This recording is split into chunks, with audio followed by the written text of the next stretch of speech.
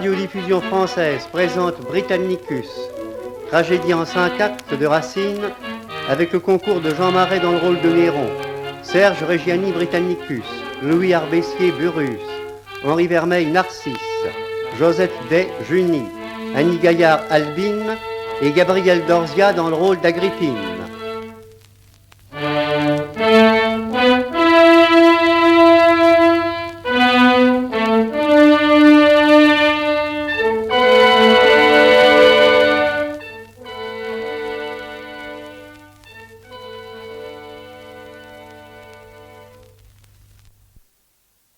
Quoi? Tandis que Néron s'abandonne au sommeil, faut-il que vous veniez attendre son réveil?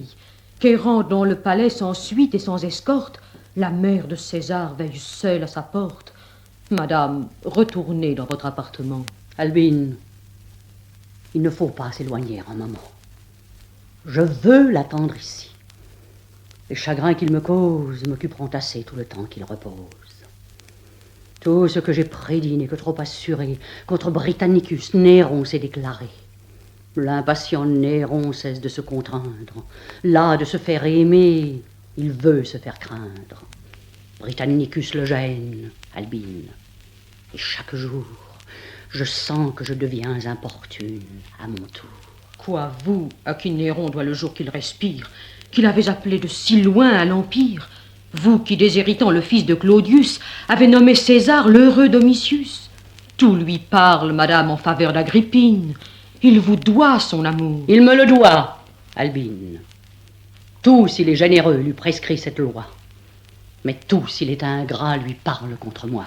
S'il est ingrat, madame, ah, toute sa conduite marque dans son devoir une âme trop instruite. Depuis 3 ans entiers, qu'a-t-il dit, qu'a-t-il fait qui ne promette à Rome un empereur parfait? Rome, depuis 2 ans, par ses soins gouvernée, autant de ses consuls croient être retournés. Il la gouverne en père. Enfin, Néron naissant a toutes les vertus d'Auguste vieillissant. Non, non, mon intérêt ne me rend point injuste. Il commence, il est vrai, par où finit Auguste. Mais crains que l'avenir, détruisant le passé, il ne finisse ainsi qu'Auguste a commencé. Il se déguise en vain, je lis sur son visage, des fiers Domitius, l'humeur triste et sauvage. Il mêle avec l'orgueil qu'il a pris dans leur sang la fierté des Nérons qu'il puisa dans mon flanc. Toujours la tyrannie a d'heureuses prémices. De Rome, pour un temps, Caius fut les délices.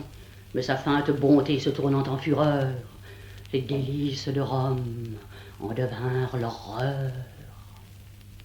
Que m'importe après tout que Néron plus fidèle d'une longue vertu laisse un jour le modèle? Ai-je mis dans sa main le timon de l'État pour le conduire au gré du peuple et du Sénat? Oh, que de la patrie il soit s'il veut le père, mais qu'il songe un peu plus qu'Agrippine et sa mère. De quel nom cependant pouvons-nous appeler l'attentat que le jour vient de nous révéler? Il sait, car leur amour ne peut être ignoré, que de Britannicus Junie est adoré. Et ce même Néron que la vertu conduit fait enlever Junie au milieu de la nuit.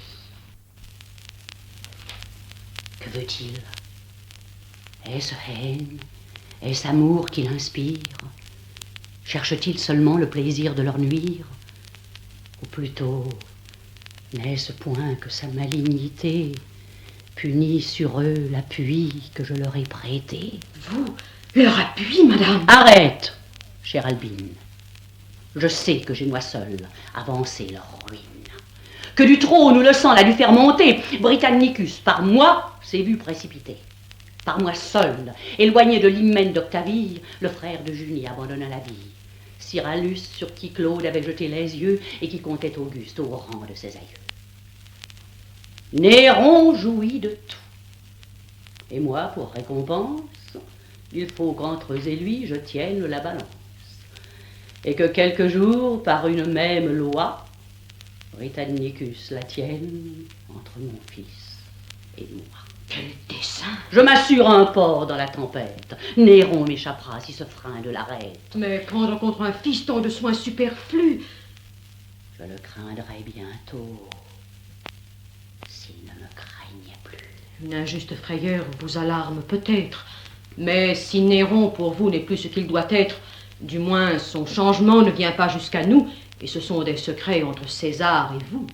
Quelques titres nouveaux que Rome lui défère, Néron n'en reçoit point qu'il ne donne à sa mère. Sa prodigue amitié ne se réserve rien. Votre nom est dans Rome aussi saint que le sien. À peine parle-t-on de la triste Octavie. Auguste, votre aïeul, honora moins Livie. Néron, devant sa mère, a permis le premier qu'on portât les faisceaux couronnés de laurier. Quels effets voulez-vous de sa reconnaissance? Un peu moins de respect et plus de confiance. Tous ces présents, Albine, irritent mon dépit. Je vois mes honneurs croître et tomber mon crédit. Non, non, le temps n'est plus que Néron, jeune encore, me renvoyait les vœux d'une cour qu'il adore. Lorsqu'il se reposait sur moi de tout l'état que mon ordre au palais assemblait le Sénat, et que derrière un voile, invisible et présente, j'étais de ce grand corps l'âme toute puissante. Des volontés de Rome alors mal assurées, Néron de sa grandeur n'était point enivré.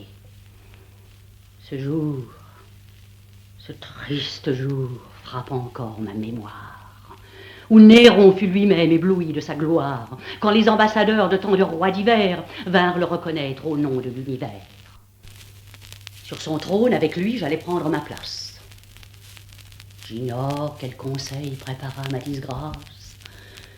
Quoi qu'il en soit, Néron, d'aussi loin qu'il me vit, laissa sur son visage éclater son dépit. Mon cœur même en conçut un malheureux augure. L'ingrat, d'un faux respect colorant son injure, se leva par avance et courant m'embrasser, il m'écarta du trône où je m'allais placer. Depuis ce coup fatal, le pouvoir d'Agrippine vers sa chute, à grands pas, chaque jour s'achemine. L'ombre seulement reste, et l'on n'implore plus que le nom de Sénèque et l'appui de Burrus. Oh, si de ce soupçon votre âme est prévenue, pourquoi nourrissez-vous le venin qui vous tue? Daignez avec César vous éclaircir, du moins. César ne me voit plus, Albine, sans témoin. En public, à mon heure, on me donne audience. Sa réponse est dictée et même son silence. Je vois de surveillants ses maîtres et les miens présider l'un ou l'autre à tous nos entretiens. Mais je le poursuivrai d'autant plus qu'il m'évite. De son désordre, Albine, il faut que je profite. J'entends du bruit. On ouvre. Allons subitement lui demander raison de cet enlèvement. Surprenons s'il se peut les secrets de son âme. Mais quoi? Déjà Burrus sort de chez lui?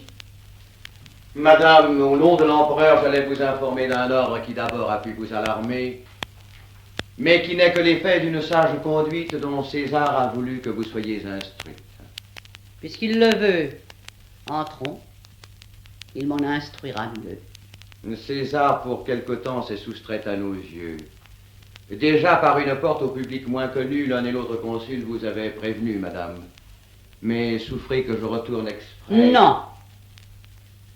Je ne trouble point ces augustes secrets. Cependant, voulez-vous qu'avec moins de contraintes, l'un et l'autre, une fois, nous nous parlions sans fin? Burrus, pour le mensonge, est toujours trop d'horreur. Prétendez-vous longtemps me cacher l'empereur? Ne le verrai-je plus qu'à titre d'importune? Ai-je donc élevé si haut votre fortune pour mettre une barrière entre mon fils et moi? Ne l'osez-vous laisser un moment sur sa foi? Entre Sénèque et vous, disputez-vous la gloire? À qui m'effacera plutôt de sa mémoire? Voulais-je confier pour en faire un ingrat? Pour être sous son nom les maîtres de l'État? Certes, plus je médite et moins je me figure que vous m'osiez compter pour votre créature. Vous, dont j'ai pu laisser vieillir l'ambition dans les honneurs obscurs de quelques légions. Et moi, qui sur le trône ai suivi mes ancêtres, moi, fille, femme, sœur et mère de vos maîtres. Que prétendez-vous donc? Pensez-vous que ma voix ait fait un empereur pour m'en imposer 3? Néron n'est plus enfant, n'est-il pas tant qu'il règne? Jusqu'à quand voulez-vous que l'empereur vous craigne? Ne saurait-il rien voir qu'il n'emprunte vos yeux? Pour se conduire, enfin, n'a-t-il pas ses aïeux? Qu'il choisisse, s'il veut, d'Auguste ou de Tibère, qu'il imite, s'il peut, Germanicus, mon père. Parmi tant de héros, je n'ose me placer, mais il est des vertus que je lui puis tracer. Je puis l'instruire au moins combien sa confidence entre un sujet et lui doit laisser de distance. Je ne m'étais chargé dans cette occasion que d'excuser César d'une seule action. Mais puisque sans vouloir que je le justifie, vous me rendez garant du reste de sa vie, je répondrai, madame, avec la liberté d'un soldat qui sait mal farder la vérité. Vous m'avez de César confié la jeunesse, je l'avoue, et je dois m'en souvenir sans cesse. Mais vous avez-je fait serment de le trahir, d'en faire un empereur qui ne sut qu'obéir? Non. Ce n'est plus à vous qu'il faut que j'en réponde. Ce n'est plus votre fils, c'est le maître du monde. J'en dois compte, madame, à l'Empire romain qui croit voir son salut ou sa perte en ma main.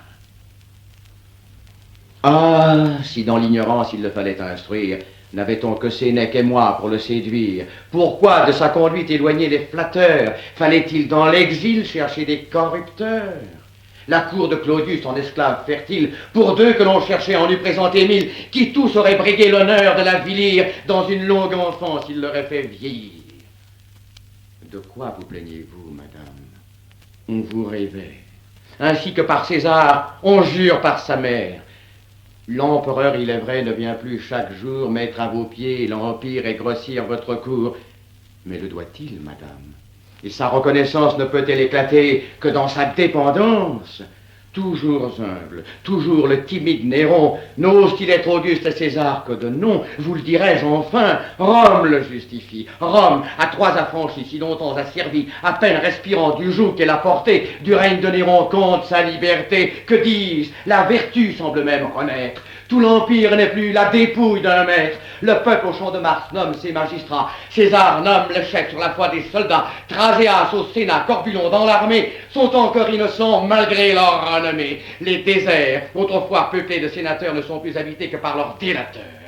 Qu'importe que César continue à nous croire, pourvu que nos conseils ne tendent qu'à sa gloire, pourvu que dans le cours d'un règne florissant, Rome soit toujours libre et César tout-puissant. Mais, madame, Néron suffit pour se conduire. J'obéis, sans prétendre à l'honneur de l'instruire. Sur ses aïeux, sans doute, il n'a qu'à se révéler. Pour bien faire, Néron n'a qu'à se ressembler. Heureux si ses vertus, l'une à l'autre enchaînées, ramènent tous les ans ses premières années. Ainsi, sur l'avenir, n'osant vous assurer, vous croyez que sans vous, Néron va s'égarer. Mais vous, qui jusqu'ici, content de votre ouvrage, venez de ses vertus nous rendre témoignage, expliquez-nous, pourquoi, devenu ravisseur, Néron de Silanus fait enlever la sœur? Ne tient-il qu'à marquer de cette ignominie le sang de mes aïeux qui brille dans Junie? De quoi l'accuse-t-il? Et par quel attentat devient-elle en un jour criminelle d'État? Elle, qui sans orgueil jusqu'alors élevée, n'aurait point vu Néron s'il ne l'eût enlevé, et qui même aurait mis au rang de ses bienfaits l'heureuse liberté de ne le voir jamais. Je sais que d'aucun crime elle n'est soupçonnée. Mais jusqu'ici, César ne l'a point condamnée, madame. Aucun objet ne blesse ici ses yeux. Elle est dans un palais tout plein de ses aïeux. Vous savez que les droits qu'elle porte avec elle peuvent de son époux faire un prince rebelle, que le sang de César ne se doit allier qu'à ceux à qui César le veut bien confier, et vous-même avouerez qu'il ne serait pas juste qu'on disposât sans lui de la nièce d'Auguste. Je vous entends. Néron m'apprend par votre voix qu'en vain Britannicus s'assure sur mon choix. En vain, pour détourner ses yeux de sa misère, j'ai flatté son amour d'un hymen qu'il espère.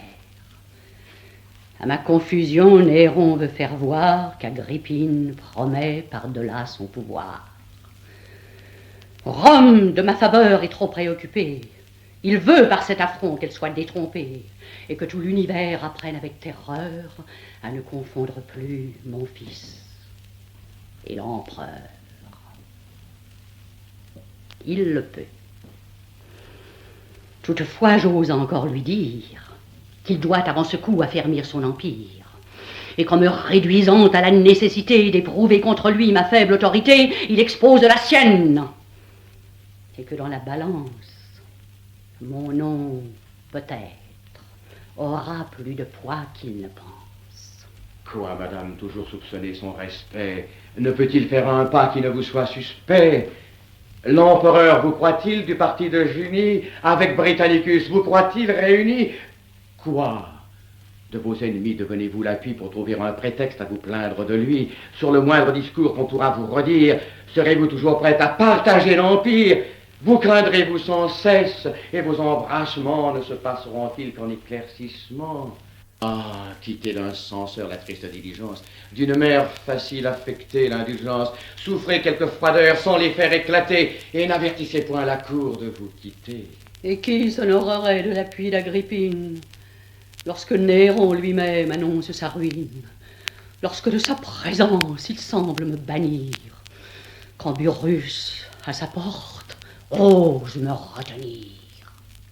Madame, je vois bien qu'il est temps de me taire et que ma liberté commence à vous déplaire.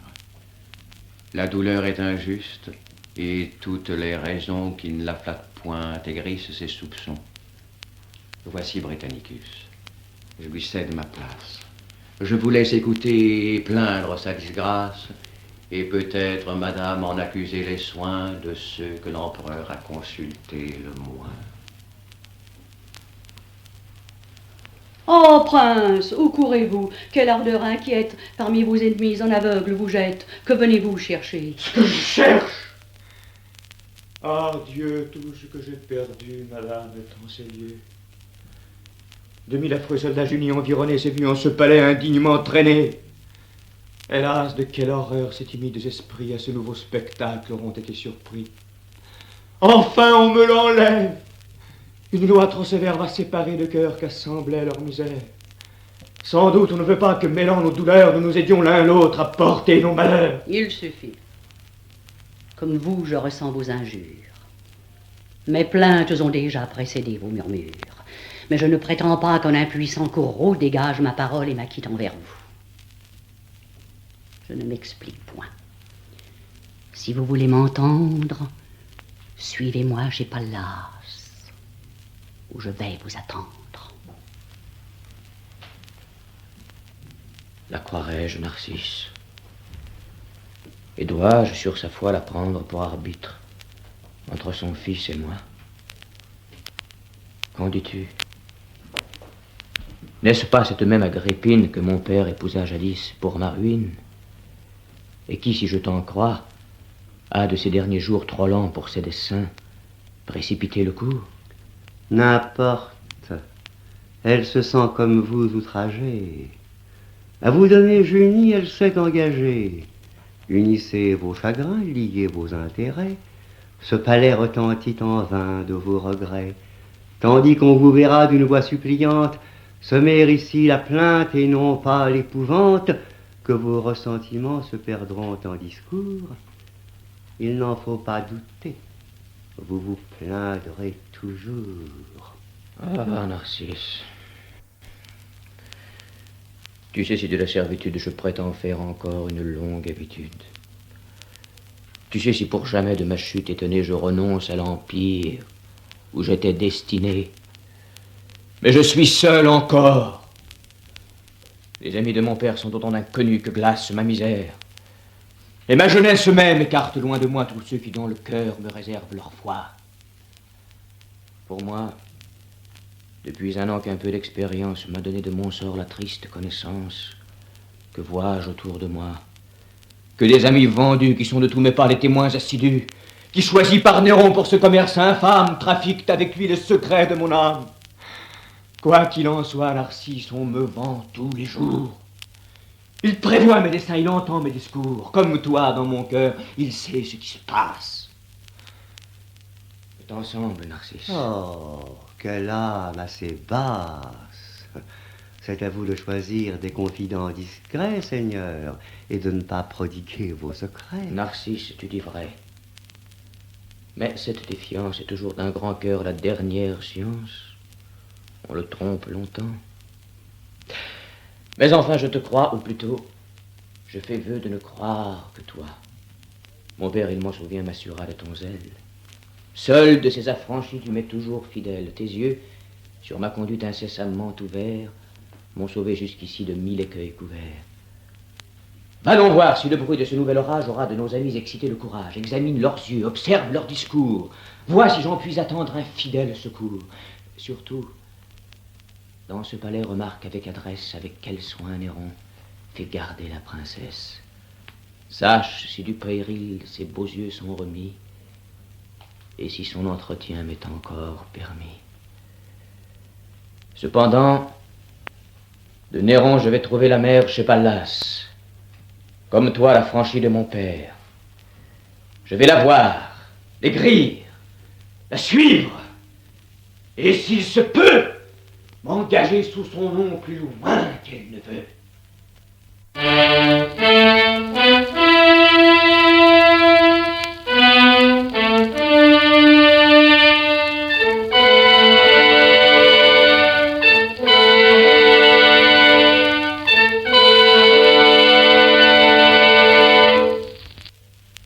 N'en doutez point, Burrus. Malgré ses injustices, c'est ma mère, et je veux ignorer ses caprices. Mais je ne prétends plus ignorer, ni souffrir le ministre insolent qui les ose nourrir. Pallas de ses conseils empoisonne ma mère. Il séduit chaque jour Britannicus, mon frère. Il l'écoute tout seul. Qui suivrait leur pas les trouverait peut-être assemblés chez Pallas. C'en est trop! Et tous deux, il faut que je l'écarte. Pour la dernière fois qu'ils s'éloignent. Qu'ils partent, je le veux. Je leur donne. Et que la fin du jour ne le retrouve pas dans Rome ou dans ma cour. Allez. Cet ordre importe au salut de l'Empire. Vous, Narcisse, approchez. Et vous, qu'on se retire. Grâces aux dieux, Seigneur, j'unis entre vos mains vous assure aujourd'hui du reste des Romains. Vos ennemis déchus d'une vaine espérance sont allés chez Pallas pleurer leur impuissance. Mais que vois-je? Vous-même inquiet, étonné, plus que Britannicus paraissait consterné. Que présage à mes yeux cette tristesse obscure et ces sombres regards errants à l'aventure? Tout vous rit, la fortune obéit à vos vœux. Narcisse, c'en est fait. Néron est amoureux. Vous? Depuis un moment. Mais pour toute ma vie, j'aime. Que dis-je aimer? J'idolâtre Junie. Vous l'aimez? Excité d'un désir curieux cette nuit, je l'ai vue arriver en ces lieux tristes, levant au ciel ses yeux mouillés de larmes qui brillaient au travers des flambeaux et des armes. Belle, sans ornement, dans le simple appareil d'une beauté qu'on vient d'arracher au sommeil. Que veux-tu? Je ne sais si cette négligence, les ombres, les flambeaux, les cris, et le silence, et le farouche aspect de ses fiers ravisseurs relevaient de ses yeux les timides douceurs. Quoi qu'il en soit, ravi d'une si belle vue, j'ai voulu lui parler. Et ma voix s'est perdue. Immobile, saisi d'un long étonnement, je l'ai laissé passer dans son appartement. J'ai passé dans le mien. C'est là que, solitaire de son image, en vain j'ai voulu me distraire. Trop présente à mes yeux, je croyais lui parler. J'aimais jusqu'à ces pleurs que je faisais couler. Quelquefois, mais trop tard, je lui demandais grâce. J'employais les soupirs et même la menace. Voilà. Comme occupé de mon nouvel amour, mes yeux sans se fermer ont attendu le jour. Mais je m'en fais peut-être une trop belle image. Elle m'est apparue avec trop d'avantages. Narcisse, qu'en dis-tu? Quoi, Seigneur? Croira-t-on qu'elle ait pu si longtemps se cacher à Néron? Tu le sais bien, Narcisse. Et soit que sa colère m'imputât le malheur qui lui ravit son frère, soit que son cœur, jaloux d'une austère fierté, envia à nos yeux sa naissante beauté fidèle à sa douleur et dans l'ombre enfermée, elle se dérobait même à sa renommée. Et c'est cette vertu, si nouvelle à la cour, dont la persévérance irrite mon amour. Quoi, Narcisse, tandis qu'il n'est point de romaine que mon amour n'honore et ne rende plus vaine, qui dès qu'à ses regards elle ose se fier sur le cœur de César ne le vienne essayer, seule, dans son palais. La modeste Junie regarde leurs honneurs comme une ignominie, fuit, et ne daigne pas peut-être s'informer si César est aimable ou bien s'il sait aimer. Dis-moi, Britannicus, l'aime-t-il? Quoi, s'il l'aime, Seigneur? Si jeune encore, se connaît-il lui-même? D'un regard enchanteur, connaît-il le poison? Seigneur, l'amour toujours n'attend pas la raison, n'en doutez point, il l'aime. Instruit par tant de charmes, ses yeux sont déjà faits à l'usage des larmes. À ses moindres désirs, il sait s'accommoder, et peut-être déjà s'est-il persuadé. Que dis-tu? Sur son cœur, il aurait quelque empire. Je ne sais, mais, Seigneur, ce que je puis vous dire, je l'ai vu quelquefois s'arracher de ses lieux, le cœur plein d'un courroux qu'il cachait à vos yeux, d'une cour qui le fuit pleurant l'ingratitude, là de votre grandeur et de sa servitude, entre l'impatience et la crainte flottant, il allait voir Junie et revenait content. D'autant plus malheureux qu'il aura su lui plaire, Narcisse. Il doit plutôt souhaiter sa colère. Néron impunément ne sera pas jaloux. Vous, et de quoi, Seigneur, vous inquiétez-vous? Junie a pu le plaindre et partager ses peines, elle n'a vu couler de larmes que les siennes. Mais aujourd'hui, Seigneur, que ses yeux dessillés, regardant de plus près l'éclat dont vous brillez, verront autour de vous les rois sans diadème, inconnus dans la foule, et son amant lui-même, attaché sur vos yeux, s'honorer d'un regard que vous aurez sur eux fait tomber au hasard. Quand elle vous verra de ce degré de gloire venir en soupirant avouer sa victoire, maître, n'en doutez point, d'un cœur déjà charmé, commandez qu'on vous aime, et vous serez aimé. À combien de chagrin il faut que je m'apprête. Que d'importunité. Quoi donc, qui vous arrête, Seigneur?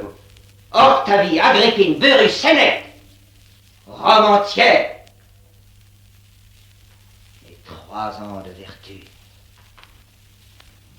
Non que pour Octavie un reste de tendresse m'attache à son hymen et plaigne sa jeunesse. Mes yeux, depuis longtemps fatigués de ses soins, rarement de ses pleurs, daignent être témoins. Trop heureux, si bientôt la faveur d'un divorce me soulageait d'un joug qu'on m'imposa par force. Le ciel même, en secret, semble la condamner. Ses vœux, depuis 4 ans, ont beau l'importuner, et Dieu ne montre point que sa vertu les touche. D'aucun gage, Narcisse, il n'honore sa couche. L'Empire, vainement, demande un héritier. Que tardez-vous, Seigneur, à la répudier? L'Empire, votre cœur, tout condamne Octavie. Auguste, votre aïeul, soupirait pour Livie. Par un double divorce, ils s'unirent tous deux, et vous devez l'Empire à ce divorce heureux. Tibère, que l'hymen plaça dans sa famille, osa bien à ses yeux répudier sa fille. Vous seuls, jusqu'ici contraires à vos désirs, n'osez par un divorce assurer vos plaisirs. Ne connais-tu l'implacable Agrippine?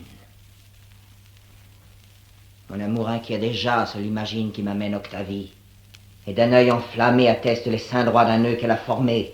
et portant à mon cœur des atteintes plus rudes, me fait un long récit de mes ingratitudes. De quel front soutenir ce fâcheux entretien? N'êtes-vous pas, Seigneur, votre maître et le sien? Vous verrons-nous toujours trembler sous sa tutelle? Vivez, régnez pour vous, c'est trop régner pour elle. Craignez-vous, mais Seigneur, vous ne la craignez pas. Vous venez de bannir le superbe Pallas.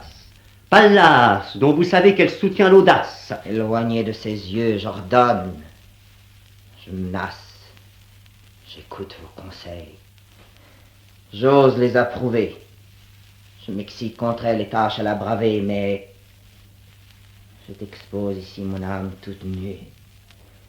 Sitôt que mon malheur me ramène à sa vue, soit que je n'ose encore démentir le pouvoir de ses yeux, où j'ai lu si longtemps mon devoir, soit qu'à tant de bienfaits ma mémoire fidèle lui soumette en secret tout ce que je tiens d'elle. Mais enfin mes efforts ne me servent de rien. Mon génie étonné tremble devant le sien. Et c'est pour m'affranchir de cette dépendance que je la fuis partout, et même que je l'offense, que de temps en temps j'irrite ses ennuis afin qu'elle m'évite autant que je la fuis. Mais je t'arrête trop. Retire-toi, Narcisse. Britannicus pourrait t'accuser d'artifice. Non, non, Britannicus s'abandonne à ma foi. Par son ordre, Seigneur, il croit que je vous vois, que je m'informe ici de tout ce qui le touche et veut de vos secrets être instruit par ma bouche. Impatient surtout de revoir ses amours, il attend de mes soins ce fidèle secours. J'y consens, porte-lui cette douce nouvelle. Il la verra. Seigneur, bannissez-le loin d'elle. J'ai mes raisons, Narcisse. Et tu peux concevoir que je lui vendrai cher le plaisir de la voir. Cependant, vante-lui ton heureux stratagème. Dis-lui qu'en sa faveur, on me trompe moi-même, qu'il la voie sans mon ordre. En outre, la voici. Va, retrouver ton maître et l'amener ici. Vous vous troublez, madame, et changez de visage. Lisez-vous dans mes yeux quelque triste présage? Seigneur, je ne vous puis déguiser mon erreur.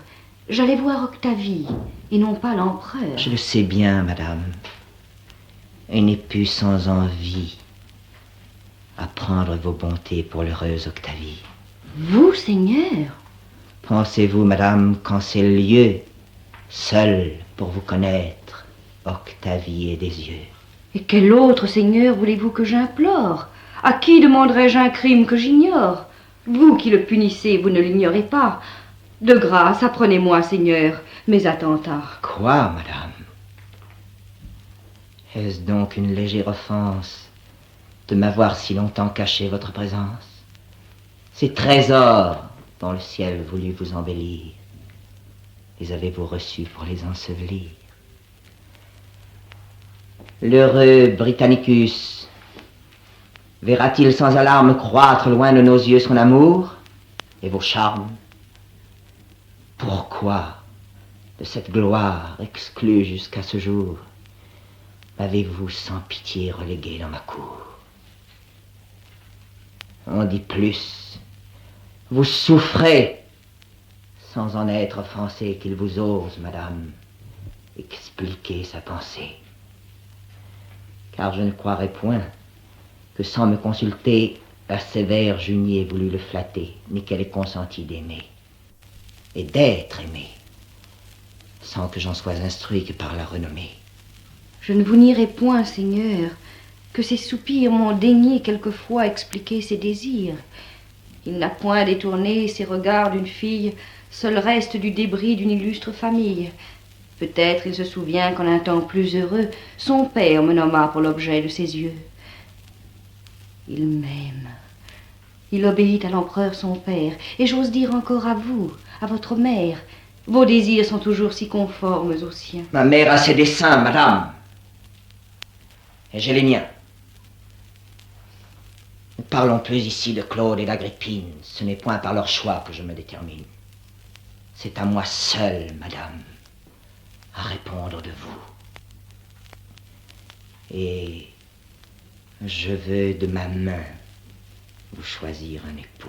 Oh, Seigneur, songez-vous que toute autre alliance fera honte au César, auteur de ma naissance? Non, madame. L'époux dont je vous entretiens peut sans honte assembler vos aïeux et les siens.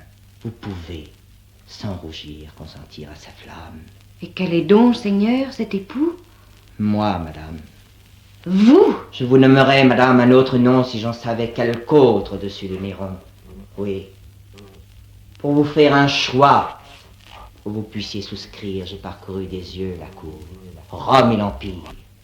Plus je cherchais, madame, et plus je cherche encore en quelle main je dois confier ce trésor, plus je vois que César, digne seul de vous plaire, en doit être lui seul l'heureux dépositaire et ne peut dignement vous confier qu'aux mains à qui Rome a commis l'empire des humains. Vous-même, consultez vos premières années. Claudius, à son fils, les avait destinées. Mais c'était en un temps où de l'empire entier il croyait quelque jour le nommer l'héritier. Les dieux ont prononcé. Loin de leur contredire, c'est à vous de passer du côté de l'empire. En vain de ce présent il m'aurait honoré si votre cœur devait en être séparé. Si tant de soins ne sont adoucis par vos charmes, si tandis que je donne aux veilles, aux alarmes, des jours toujours à plaindre et toujours enviés, je ne vais quelquefois respirer à vos pieds. Qu'Octavie à vos yeux ne fasse point d'ombrage, Rome, aussi bien que moi, vous donne son suffrage. Répudie Octavie et me fait dénouer un hymen que le ciel ne veut point avouer. Songez-y donc, madame, et pesez en vous-même ce choix, digne des soins d'un prince qui vous aime, digne de vos beaux yeux, trop longtemps captivés, digne de l'univers à qui vous vous devez. Seigneur, avec raison je demeure étonnée. Je me vois dans le cours d'une même journée comme une criminelle amenée en ces lieux. Et lorsqu'avec frayeur je parais à vos yeux, que sur mon innocence à peine je me fie, vous m'offrez tout d'un coup la place d'Octavie. J'ose dire pourtant que je n'ai mérité ni cet excès d'honneur, ni cette indignité. Et pouvez-vous, Seigneur, souhaiter qu'une fille, qui vit presque en naissant éteindre sa famille, qui dans l'obscurité, nourrissant sa douleur, s'est fait une vertu conforme à son malheur, passe subitement de cette nuit profonde dans un rang qui l'expose aux yeux de tout le monde, dont je n'ai pu de loin soutenir la clarté, et dont une autre enfin remplit la majesté? Je vous ai déjà dit que je la répudie. Ayez moins de frayeur, ou moins de modestie. N'accusez point ici mon choix d'aveuglement, je vous réponds de vous. Consentez seulement. Du sang dont vous sortez rappeler la mémoire, et ne préférez point la solide gloire des honneurs dont César prétend vous revêtir la gloire d'un refus, sujet au repentir. Le ciel connaît, Seigneur, le fond de ma pensée. Je ne me flatte point d'une gloire insensée. Je sais de vos présents mesurer la grandeur. Mais plus se rend sur moi répandrait sa splendeur, plus il me ferait honte et mettrait en lumière le crime d'en avoir dépouillé l'héritière. C'est de ses intérêts prendre beaucoup de soin, madame. Et l'amitié ne peut aller plus loin. Mais ne nous flattons point et laissons le mystère. La sœur vous touche ici beaucoup moins que le frère. Et pour Britannicus... Il a su me toucher, Seigneur, et je n'ai point prétendu m'en cacher. Cette sincérité sans doute est peu discrète, mais toujours de mon cœur ma bouche l'interprète. Absente de la cour, je n'ai pas dû penser, Seigneur, qu'en l'art de feindre il fallut m'exercer. J'aime Britannicus. Je lui fus destiné quand l'Empire devait suivre son hyménée. Mais de ces mêmes malheurs qui l'en ont écarté, ses honneurs abolis, son palais déserté, la fuite d'une cour que sa chute a bannie, sont autant de liens qui retiennent Julie. Tout ce que vous voyez conspire à vos désirs. Vos jours toujours sereins coulent dans les plaisirs. L'Empire en est pour vous l'inépuisable source. Ou si quelque chagrin en interrompt la course, tout l'univers, soigneux de les entretenir, s'empresse à l'effacer de votre souvenir. Britannicus est seul. Quelque ennui qui le presse, il ne voit dans son sort que moi qui s'intéresse. Et n'a pour tout plaisir, Seigneur, que quelques pleurs qui lui font quelquefois oublier ses malheurs. Et ce sont ces plaisirs et ces pleurs que j'envie. Et tout autre que lui me paierait de sa vie. Mais je garde à ce prince un traitement plus doux, madame. Il va bientôt paraître devant vous. Oh, Seigneur, vos vertus m'ont toujours rassuré. Je pouvais de ces lieux lui défendre l'entrée, mais, madame, je veux prévenir le danger où son ressentiment le pourrait engager. Je ne veux point le perdre. Il vaut mieux que lui-même entende son arrêt de la bouche qu'il aime. Si ces jours vous sont chers, éloignez-le de vous, sans qu'il ait aucun lieu de me croire jaloux de son bannissement. Prenez sur vous l'offense. Et soit par vos discours, soit par votre silence, du moins par vos froideurs, faites-lui concevoir qu'il peut porter ailleurs ses vœux et son espoir. Moi? Que je lui prononce un arrêt si sévère? Ma bouche 1000 fois lui jura le contraire. Quand même, jusque-là, je pourrais me trahir. Mes yeux lui défendront, Seigneur, de m'obéir. Cachez près de ces lieux, je vous verrai, madame. Renfermez votre amour dans le fond de votre âme. Vous n'aurez point pour moi de langage secret. J'entendrai des regards que vous croirez muets. Et sa perte sera l'infaillible salaire d'un geste ou d'un soupir échappé pour lui plaire. Hélas, si j'ose encore former quelques souhaits, Seigneur, permettez-moi de ne le voir jamais. Britannicus, Seigneur, demande la princesse. Il approche. Qu'il vienne. Oh, Seigneur. Je vous laisse. Sa fortune dépend de vous, plus que de moi, madame. En le voyant, songez que je vous vois. Ah, cher Narcisse, cours au-devant de ton maître, dis-lui. Je suis perdue. Et je le vois paraître. Madame, quel bonheur me rapproche de vous. Quoi, je puis donc jouir d'un entretien si doux. Mais parmi ce plaisir, quel chagrin me dévore. Hélas, puis-je espérer de vous revoir encore? Faut-il que je dérobe avec 1000 détours un bonheur que vos yeux m'accordaient tous les jours? Quelle nuit, quel réveil. Vous pleure. Votre présence non point de ces cruels désarmer l'insolence. Que faisait votre amant?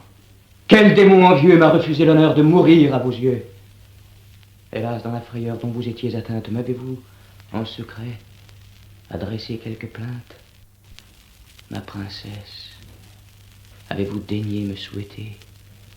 Songiez-vous aux douleurs que vous m'alliez coûter? Vous ne me dites rien. Quel accueil! Quelle glace! Est-ce ainsi que vos yeux consolent ma disgrâce? Parlez! Nous sommes seuls. Notre ennemi trompé tandis que je vous parle est ailleurs occupé. Ménageons les moments de cette heureuse absence. Vous êtes en des lieux tout pleins de sa puissance. Ces murs même, Seigneur, peuvent avoir des yeux. Et jamais l'empereur n'est absent de ces lieux. Et depuis quand, madame, êtes-vous si craintive? Quoi, déjà, votre amour souffre qu'on le captive? Qu'est devenu ce cœur qui me jurait toujours de faire un Néron même envier nos amours? Mais bannissez, madame, l'inutile crainte. La foi dans tous les cœurs n'est pas encore éteinte. Chacun semble des yeux approuver mon courroux. La mère de Néron se déclare pour nous. Rome, de sa conduite, elle-même offensée. Ah, Seigneur, vous parlez contre votre pensée. Vous-même, vous m'avez avoué 1000 fois que Rome le louait d'une commune voix. Toujours à sa vertu, vous rendiez quelque hommage. Sans doute la douleur vous dicte ce langage. Ce discours me surprend. Il le faut avouer. Ne vous cherchez pas pour l'entendre louer. Quoi? Pour vous confier la douleur qui m'accable, À peine je dérobe un moment favorable, et ce moment si cher, madame, est consumé à louer l'ennemi dont je suis opprimé. Qui vous rend à vous-même en un jour si contraire?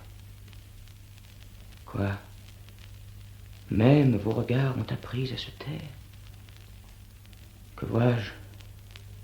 Vous craignez de rencontrer mes yeux? Néron vous plairait-il? Vous serais-je odieux? Ah, si je le croyais! Au nom des dieux, madame, éclaircissez ce trouble où vous jetez mon âme. Parlez! Ne suis-je plus dans votre souvenir? Retirez-vous, Seigneur. L'empereur va venir. Après ce coup, Narcisse, à qui dois-je m'attendre? Madame, Non, Seigneur, je ne puis rien entendre. Vous êtes obéi. Laissez couler du moins des larmes dont ses yeux ne seront pas témoins. viens. De leur amour, tu vois la violence, Narcisse. Elle a paru jusque dans son silence. Elle aime mon rival. Je ne puis l'ignorer. Mais je mettrai ma joie à le désespérer. Je me fais de sa peine une image charmante. Et je l'ai vu douter du cœur de son amante. Je la suis, mon rival t'attend pour éclater. Par de nouveaux soupçons bas, court le tourmenter. Et tandis qu'à mes yeux on le pleure, on l'adore. T'es lui payer bien cher un voleur qu'il ignore.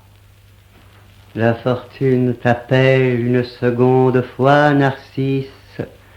Voudrais-tu résister à sa voix?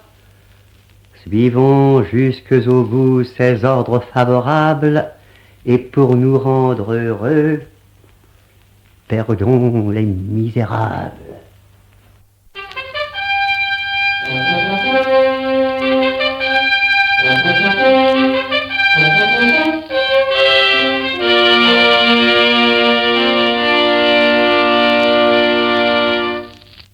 Pallas obéira, Seigneur. Et de quel œil ma mère a-t-elle vu confondre son orgueil? Ne doutez point, Seigneur, que ce coup ne la frappe. Quand on reproche, bientôt sa douleur ne s'échappe. Ses transports, dès longtemps, commencent d'éclater. À d'inutiles cris, puissent-ils s'arrêter? Quoi? De quelque dessein la croyez-vous capable? Agrippine, Seigneur, est toujours redoutable. Rome et tous vos soldats révèrent ses aïeux. Germanicus, son père, est présent à leurs yeux. Elle sait son pouvoir. Vous savez son courage. Et ce qui me l'a fait redouter davantage, c'est que vous appuyez vous-même son courroux et que vous lui donnez des armes contre vous. Moi, Bérus? Cet amour, Seigneur, qui vous possède. Je vous entends, Bérus. Le mal est sans remède. Mon cœur s'en est dit plus que vous ne m'en direz. Il faut que j'aime, enfin. Vous vous le figurez, Seigneur. Et satisfait de quelque résistance, vous redoutez un mal faible dans sa naissance. Mais si dans son devoir votre cœur affermi voulait ne point s'entendre avec son ennemi, si de vos premiers ans vous consultiez la gloire, si vous daignez, Seigneur, rappeler la mémoire des vertus d'Octavie, indigne de ce prix, et de son chaste amour vainqueur de vos mépris, surtout si de Junie, évitant la présence, vous condamniez vos yeux à quelques jours d'absence, croyez-moi, quelque amour qui semble vous charmer, on n'aime point, Seigneur, si l'on ne veut aimer. Je vous croirai, Bérus, lorsque dans les alarmes il faudra soutenir la gloire de nos armes, ou lorsque, plus tranquille, assis dans le Sénat, il faudra décider du destin de l'État. Je m'en reposerai sur votre expérience. Mais, croyez-moi, l'amour est une autre science, Bérus. Et je ferai quelques difficultés d'abaisser jusque-là votre sévérité. Adieu.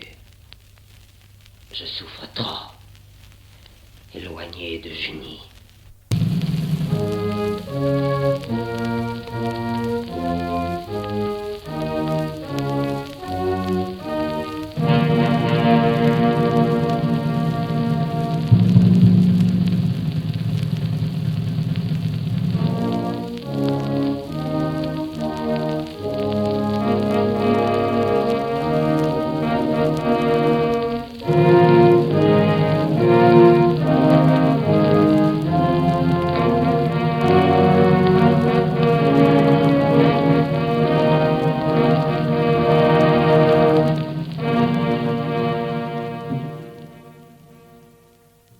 Enfin, Burrus, Néron découvre son génie. Cette férocité que tu croyais fléchir de tes faibles liens est prête à s'affranchir. En quel excès peut-être elle va se répandre? Oh Dieu, en ce malheur, quel conseil dois-je prendre? Sénèque, dont les soins me devraient soulager, occupé loin de Rome, ignore ce danger. Mais quoi? Si d'Agrippine excitant la tendresse, je pouvais... La voici, mon bonheur maladresse. Eh bien, je me trompais, Burrus, dans mes soupçons? Et vous vous signalez par d'illustres leçons. On n'exile pas Pallas, dont le crime peut-être est d'avoir à l'Empire élevé votre maître. Vous le savez trop bien. Jamais sans ses avis, Claude, qui gouvernait, n'eût adopté mon fils.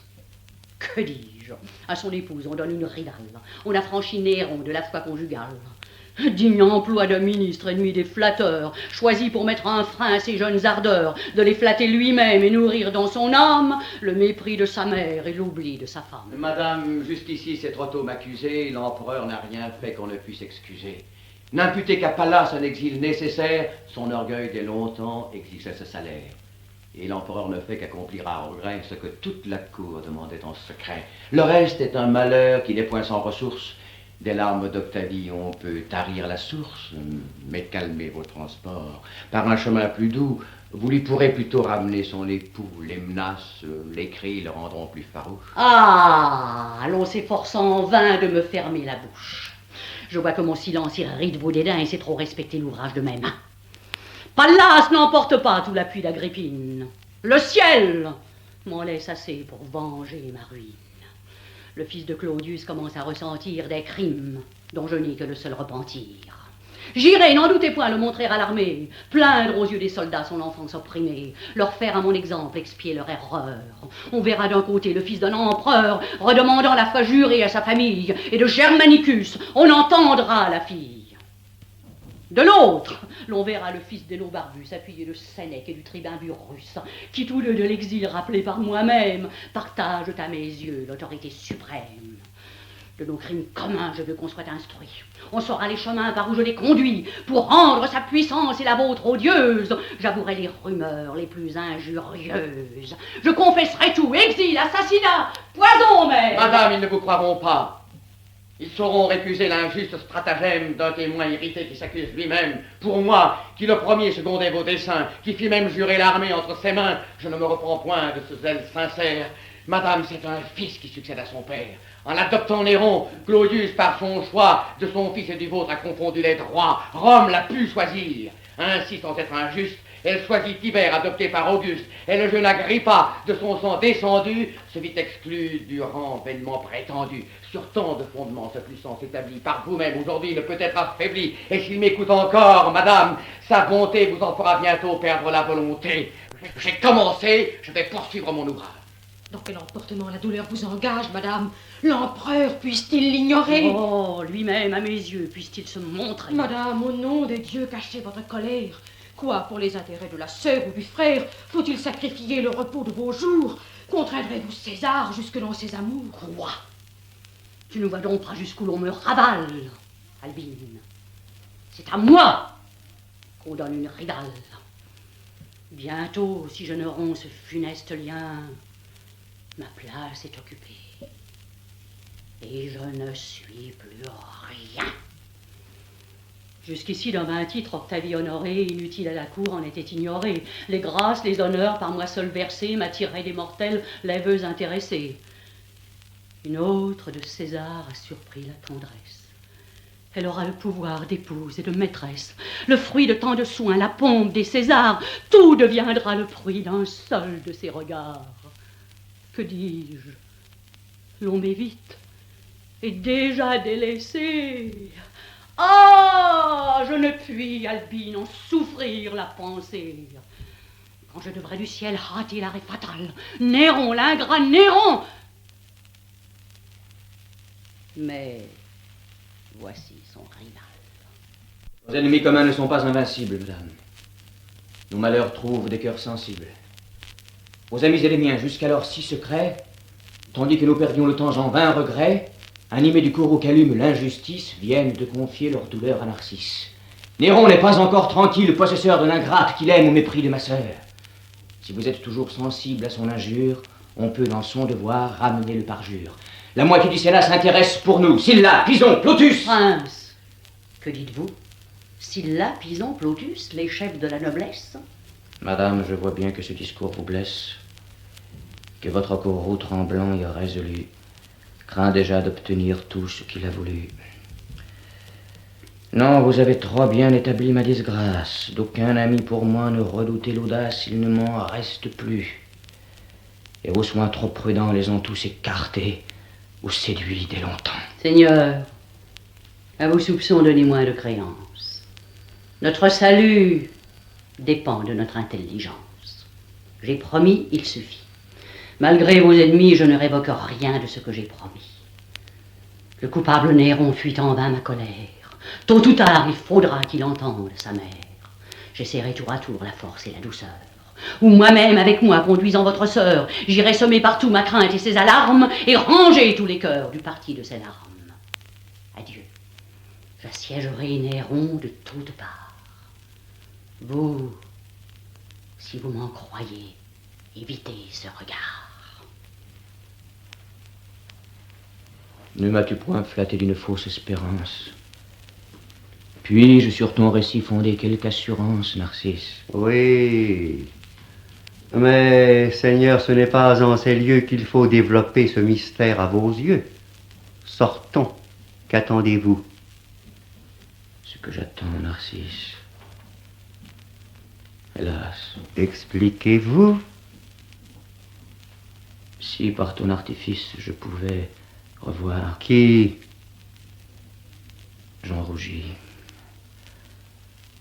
Mais enfin d'un cœur moins agité, j'attendrai mon destin. Après tous mes discours, vous la croyez fidèle? Non, je la crois, Narcisse, ingrate, criminelle, digne de mon courroux.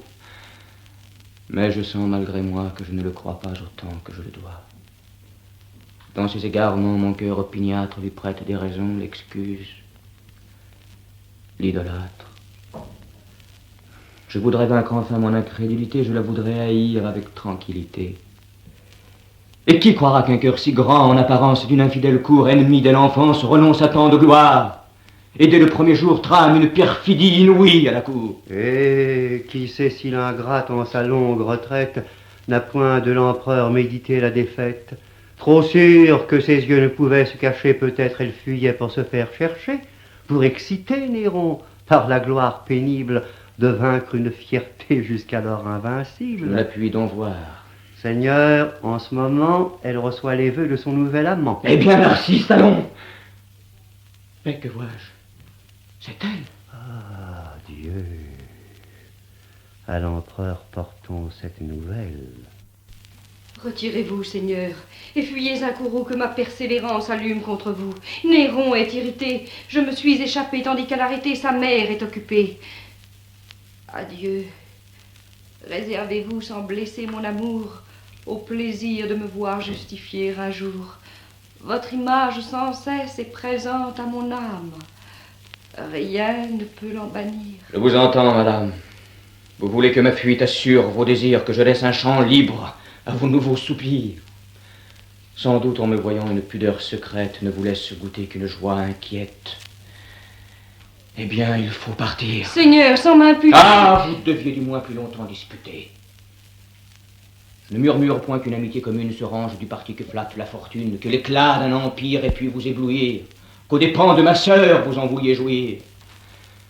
Mais que de ces grandeurs, comme une autre occupée, vous m'en ayez paru si longtemps détrompé?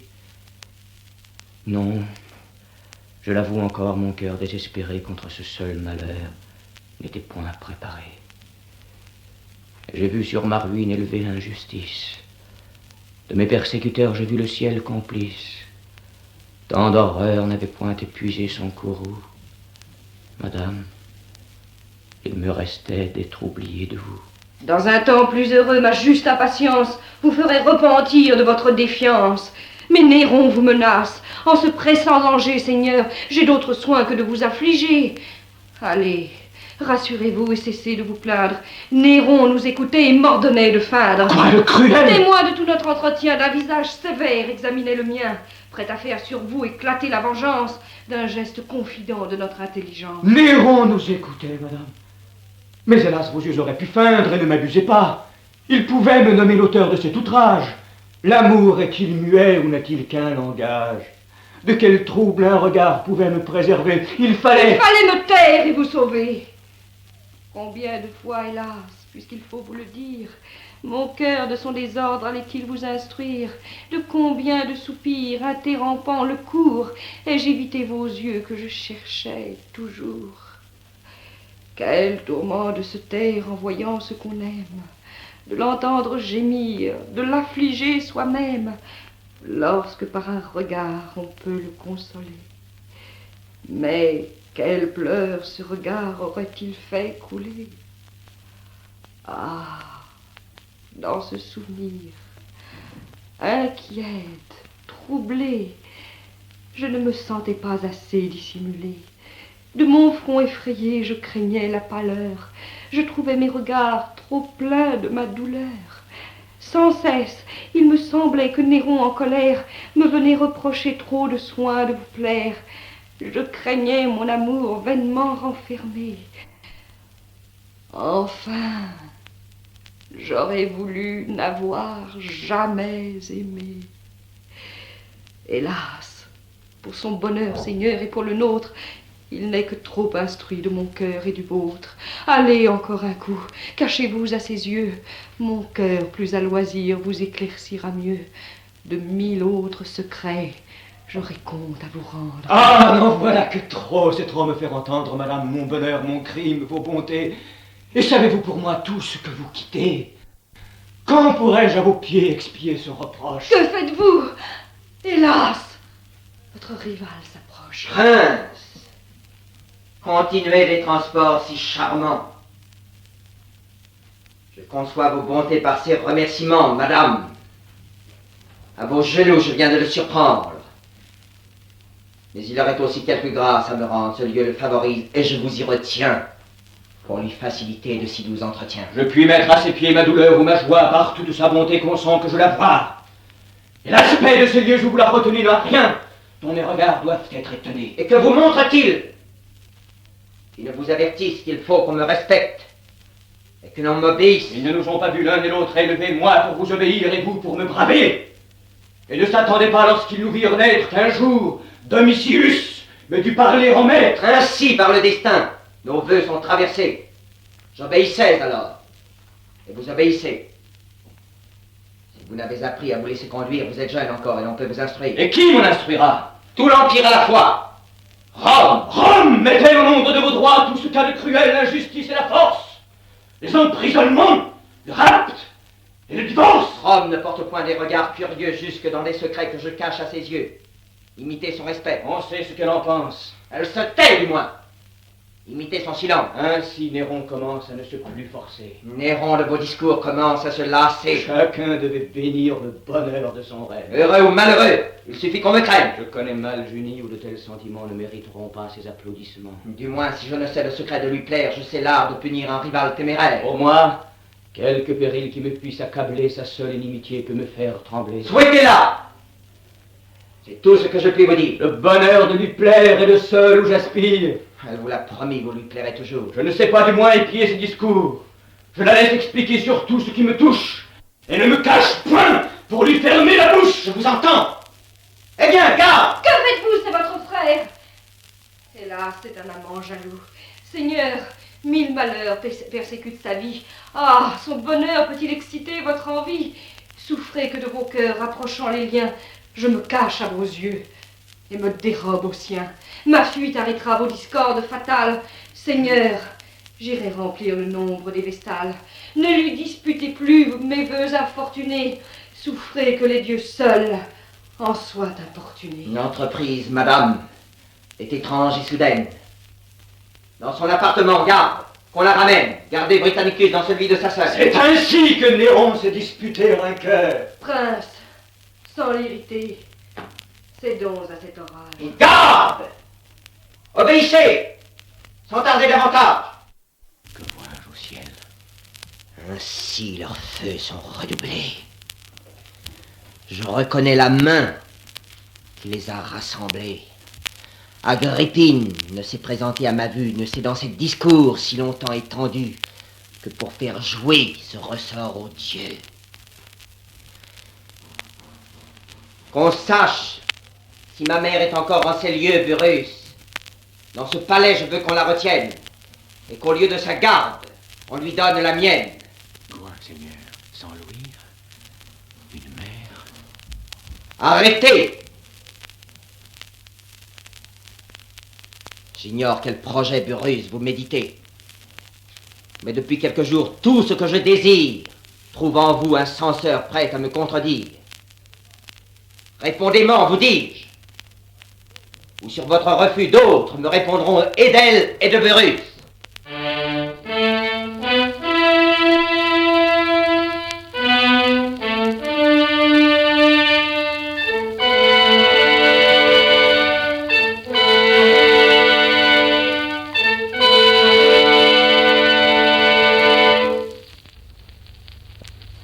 Oui, madame, à loisir, vous pourrez vous défendre. César lui-même ici consent de vous entendre. Si son ordre au palais vous a fait retenir, c'est peut-être à dessein de vous entretenir. Quoi qu'il en soit, si j'ose expliquer ma pensée, ne vous souvenez plus qu'il vous est offensé. Préparez-vous plutôt à lui tendre les bras. Défendez-vous, madame, et ne l'accusez pas. Vous voyez, c'est lui seul que la cour envisage. Quoi qu'il soit votre fils et même votre ouvrage, il est votre empereur. Vous êtes, comme nous, sujette à ce pouvoir qu'il a reçu de vous. Selon qu'il vous menace ou bien qu'il vous caresse, la cour autour de vous ou s'écarte ou s'empresse. C'est son appui qu'on cherche en cherchant votre appui. Mais voici l'empereur. Qu'on me laisse avec lui. Approchez-vous, Néron, et prenez votre place. On veut sur vos soupçons que je vous satisfasse. J'ignore de quel crime on a pu me noircir. De tous ceux que j'ai faits, je vais vous éclaircir. Vous régnez. Vous savez combien votre naissance entre l'Empire et vous avait mis de distance. Les droits de mes aïeux que Rome a consacrés étaient même sans moi d'inutiles degrés. Quand de Britannicus, la mère condamnée, laissa de Claudius disputer l'Hyménée, parmi tant de beautés qui briguèrent son choix, qui de ses affranchis mendièrent les voies, je souhaitais son lit, dans la seule pensée de vous laisser au trône où je serais placé. Je fléchis mon orgueil, j'allais prier Pallas. Son maître, chaque jour caressé dans mes bras, prit insensiblement dans les yeux de sa nièce l'amour où je voulais amener sa tendresse. Mais ce lien du sang qui nous joignait tous deux écartait Claudius d'un lit incestueux. Il n'osait épouser la fille de son frère. Le Sénat fut séduit. Une loi moins sévère mit Claude dans mon lit et Rome à mes genoux. C'était beaucoup pour moi. Ce n'était rien pour vous. Je vous fis sur mes pas entrer dans sa famille. Je vous nommai son gendre et vous donnai sa fille. Silanus qu'il aimait s'en vit abandonner et marqua de son sang ce jour infortuné. Ce n'était rien encore. Eussiez-vous pu prétendre qu'un jour Claude à son fils dut préférer son gendre? De ce même Pallas, j'implorai le secours. Claude vous adopta, vaincu par ses discours, vous appela Néron, et du pouvoir suprême voulut avant le temps vous faire part lui-même. C'est alors que chacun, rappelant le passé, découvrit mon dessein, déjà trop avancé. Que de Britannicus, la disgrâce future, des amis de son père excita de murmures. Mes promesses osant éblouir les yeux, l'exil me délivra des plus séditieux. Claude même, lassé de ma plainte éternelle, éloigna de son fils tous ceux de qui le zèle, engagé dès longtemps à suivre son destin, pouvait du trône encore lui rouvrir le chemin. Je fis plus. Je choisis moi-même dans ma suite ceux à qui je voulais qu'on livrât sa conduite.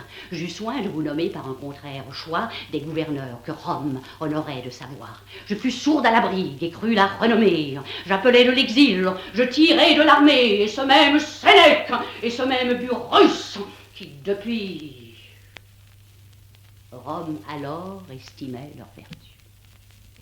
De Claude, en même temps épuisant les richesses, ma main sous votre nom répandait ses largesses. Les spectacles, les dons, invincibles appâts, vous attiraient les cœurs du peuple et des soldats, qui d'ailleurs, réveillant leur tendresse première, favorisaient en vous Germanicus, mon père. Cependant, Claudius penchait vers son déclin. Ses yeux longtemps fermés s'ouvrirent à la fin. Il connut son erreur. Occupé de sa crainte, il laissa pour son fils échapper quelques plaintes et voulut, mais trop tard, assembler ses amis. Ses gardes, son palais, son lit m'étaient soumis.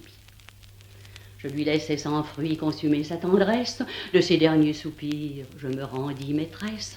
Mes soins en apparence épargnant ses douleurs, de son fils en mourant lui cachèrent les pleurs. Il mourut. 1000 bruits en courent à ma ronde. J'arrêtai de sa mort la nouvelle trop prompte.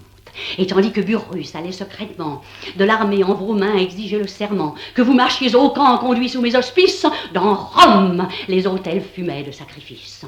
Par mes ordres trompeurs, tout le peuple excité, du prince déjà mort, demandait la santé. Enfin, des légions, l'entière obéissance, ayant de votre empire affermi la puissance, on vit Claude. Et le peuple, étonné de son sort, apprit en même temps votre règne et sa mort.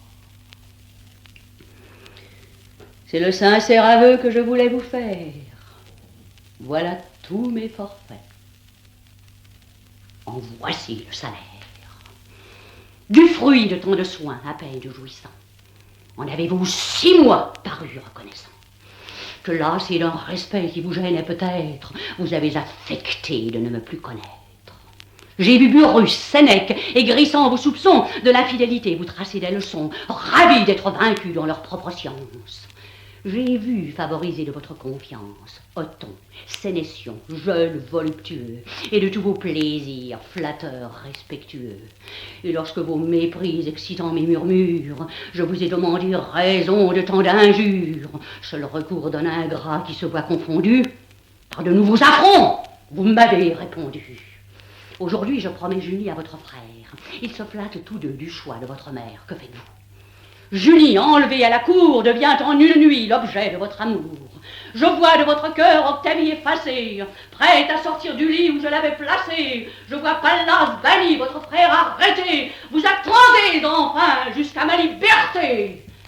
Burrus ose sur moi porter ses mains hardies. Et lorsque convaincu de tant de perfidie, vous deviez ne me voir que pour les expier, c'est vous qui m'ordonnez de me justifier.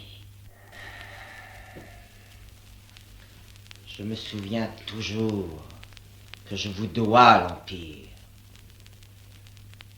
Et sans vous fatiguer du soin de le redire, votre bonté, madame, avec tranquillité, pouvait se reposer sur ma fidélité. Aussi bien ces soupçons, ces plaintes assidues, ont fait croire à tous ceux qui les ont entendus que jadis, j'ose ici vous le dire entre nous, vous n'aviez sous mon nom travaillé que pour vous. Tant d'honneur, disait-il, et tant de déférence, sont de ces bienfaits de faible récompense. Quel crime a donc commis ce fils tant condamné? Est-ce pour obéir qu'elle l'a couronné? Est-il de son pouvoir que le dépositaire? Non, que si jusque-là j'avais pu vous complaire, je n'eusse pris plaisir, madame, à vous céder ce pouvoir que vos cris semblèrent redemander. Mais Rome veut un maître et non une maîtresse. Vous entendiez les bruits qui excitaient ma faiblesse, le Sénat chaque jour et le peuple irrité, de souire par ma voix dicter vos volontés, publier qu'en mourant Claude avec sa puissance m'avait encore laissé sa simple obéissance. Vous avez vu 100 fois nos soldats en courroux, portés en murmurant leurs aigles devant vous, honteux de rabaisser par cet indigne usage les héros dont encore elle porte l'image. Tout autre serait rendu à leur discours. Mais si vous ne régnez, vous vous plaignez toujours. Avec Britannicus contre moi réunis, vous le fortifiez du parti de Junie, et la main de Pallas trame tous ces complots. Et lorsque, malgré moi, j'assure mon repos, on vous voit de colère et de haine animés. Vous voulez présenter mon rival à l'armée? Déjà jusque au camp, le bruit en a couru. Moi, le faire empereur? Ingrat, l'avez-vous cru? Quel serait mon dessein? Qu'aurais-je pu prétendre? Quels honneurs dans sa cour? Quel rang pourrais-je attendre? Ah, si sous votre empire on ne m'épargne pas, si mes accusateurs observent tous mes pas, si de leur empereur ils poursuivent la mer, que ferais-je au milieu d'une cour étrangère? Ils me reprocheraient non des cris impuissants, des desseins étouffés aussitôt que naissants, mais des crimes, pour vous, commis à votre vue, et dont je ne serais que trop tôt convaincu. Vous ne me trompez point, je vois tous vos détours. Vous êtes un ingrat, vous le fûtes toujours. Dès vos plus jeunes ans, mes soins et mes tendresses n'ont arraché de vous que de feintes caresses. Rien ne vous a pu vaincre, et votre dureté aurait dû dans mon cœur arrêter sa bonté. Que je suis malheureuse, et par quelle infortune faut-il que tous mes soins me rendent importune? Je n'ai qu'un fils. Ô ciel qui m'entends aujourd'hui, t'ai-je fait quelques vœux qui ne fussent pour lui? Remords, crainte, péril, rien ne m'a retenu. J'ai vaincu ses mépris, j'ai détourné ma vue des malheurs qui dès lors me furent annoncés. J'ai fait ce que j'ai pu. Vous régnez. C'est assez. Avec ma liberté que vous m'avez ravie, si vous le souhaitez, prenez encore ma vie, pourvu que par ma mort tout le peuple irrité ne vous ravise pas ce qui m'a tant coûté. Eh bien donc, prononcez. Que voulez-vous qu'on fasse? De mes accusateurs qu'on punisse l'audace, que de Britannicus on calme le courroux, que Junie à son choix puisse prendre un époux, qu'ils soient libres tous deux et que Pallas demeure, que vous me permettiez de vous voir à toute heure. Que ce même Burrus qui nous vient écouter, à votre porte, enfin, n'ose plus m'arrêter. Oui, madame, je veux que ma reconnaissance désormais dans les cœurs graves votre puissance. Et je bénis déjà cette heureuse froideur qui de notre amitié va rallumer l'ardeur. Quoi que Pallas ait fait, il suffit, je l'oublie. Avec Britannicus, je me réconcilie. Et quant à cet amour qui nous a séparés, je vous fais notre arbitre et vous nous jugerez. Allez donc, et portez cette joie à mon frère. Garde, qu'on obéisse aux ordres de ma mère. Que cette paix, Seigneur, et ces embrassements vont offrir à mes yeux des spectacles charmants. Vous savez, si jamais ma voix lui fut contraire, si de son amitié j'ai voulu vous distraire, et si j'ai mérité cet injuste courroux. Je ne vous flatte point, je me plaignais de vous, Burrus. Je vous ai cru tous deux d'intelligence. Mais son inimitié vous rend ma confiance. Elle se hâte trop, Burrus, de triompher. J'embrasse mon rival, mais c'est pour l'étouffer. Quoi, Seigneur? C'en est trop. Il faut que sa ruine me délivre à jamais des fureurs d'Agrippine. Tant qu'il respirera, je ne vis qu'à demi. Elle m'a fatigué de ce nom ennemi. Et je ne prétends pas que sa coupable audace, une seconde fois, lui promette ma place. Nous allons bientôt pleurer, Britannicus. Avant la fin du jour, je ne le craindrai plus. Et qui de ce dessein vous inspire l'envie? Ma gloire, mon amour, ma sûreté, ma vie. Non, quoi que vous disiez, cet horrible dessein ne fut jamais, Seigneur, conçu dans votre sein. Arrête! Sur votre bouche au ciel puis-je l'apprendre? Vous-même, sans frémir, avez-vous pu l'entendre? Songez-vous dans quel sang vous allez vous baigner? Néron, dans tous les cœurs, est-il là de régner? Que dira-t-on de vous? Quelle est votre pensée? Quoi? Toujours enchaîné de ma gloire passée, j'aurai devant les yeux je ne sais quel amour que le hasard nous donne, et nous autres en un jour. Soumis à tous leurs vœux, à mes désirs contraires, suis-je leur empereur seulement pour leur plaire? Et ne suffit-il pas, Seigneur, à vos souhaits que le bonheur public soit un de vos bienfaits? C'est à vous à choisir, vous êtes encore maître. Vertueux, jusqu'ici, vous pouvez toujours l'être, le chemin est tracé, rien ne vous retient plus. Vous n'avez qu'à marcher de vertus en vertus. Mais si de vos flatteurs vous suivez la maxime, il vous faudra, Seigneur, courir de crime en crime, soutenir vos rigueurs par d'autres cruautés, et laver dans le sang vos bras ensanglantés. Britannicus, mourant, excitera le zèle de ses amis, tout prêts à prendre sa querelle. Ces vengeurs trouveront de nouveaux défenseurs qui, même après leur mort, auront des successeurs. Vous allumez un feu qui ne pourra s'éteindre. Crainte de tout l'univers, il vous faudra tout craindre, toujours punir, toujours trembler dans vos projets, et pour vos ennemis compter tous vos sujets. Ah, de vos premiers ans, l'heureuse expérience vous fait-elle, Seigneur, haïr votre innocence? Songez-vous au bonheur qui les a signalés. Dans quel repos au ciel les avez-vous coulés?